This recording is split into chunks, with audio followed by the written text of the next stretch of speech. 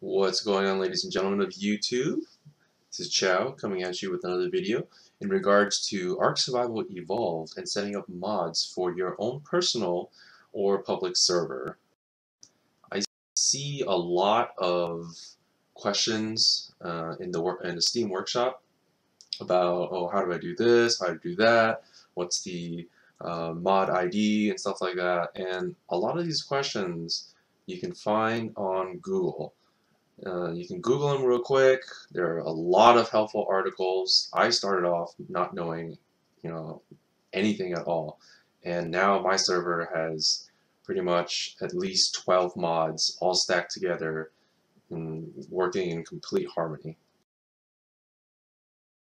Okay, so first things first, say for example you've already downloaded or subscribed to the mod. After you subscribe to the mod, you need to open up the game so that it loads in.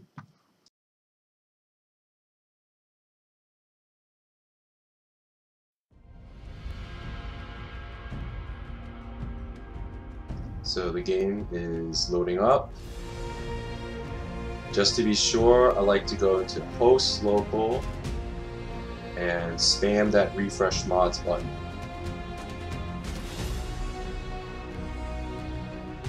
As you can see here, I have Akashima, extra weapons, Team Wool Titanium Boas, all of these, and they work just fine together. Alright, so let's cancel out and exit out of the game. Okay, so we're back to here. The mod will download to your local hard drive after you've opened up the game and confirmed that. Let's go to our Steam apps folder where our game is installed.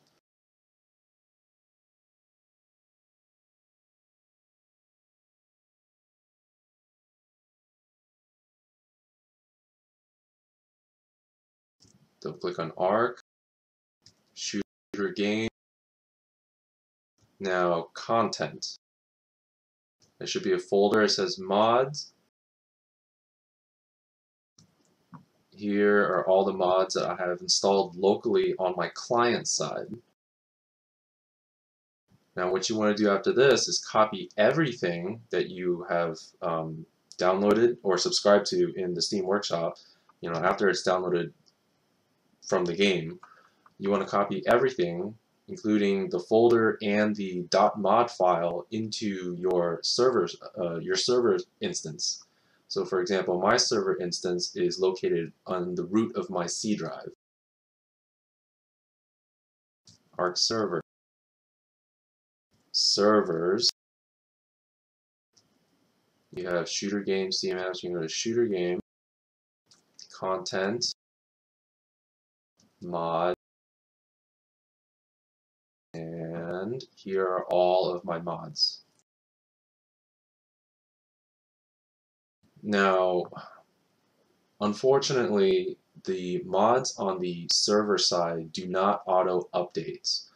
On the client side, they will. So if you're a server admin, if you're hosting, what you want to do is every so often, if there's an update that you notice in the Steam library, we go to downloads here, you'll see Steam Workshop content with an update and a time. What you can do is just go ahead and verify what time it was downloaded to your client side and open up the modded contents Steam page.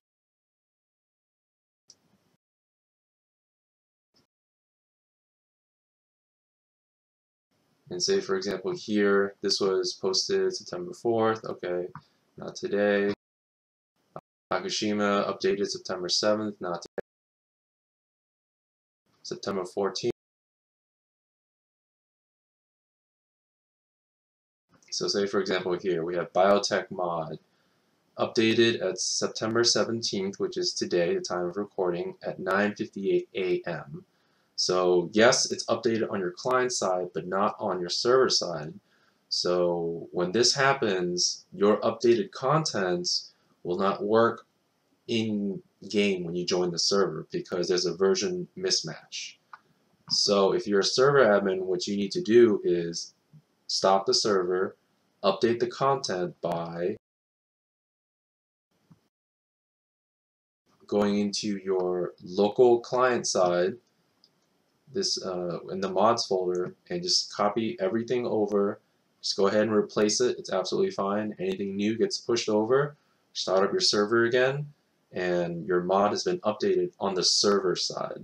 Okay, so nifty tools for ARK server administration. You're going to need ARK Server Manager. Highly recommend this tool. It pretty much configures all of your game INI and game user settings INI file for you. So it goes down to you have server names or ports. You can modify your map, and this is the important part right here, your mod ID. Everything you have here is pretty much what your server will run. Now, how do you get your mod IDs?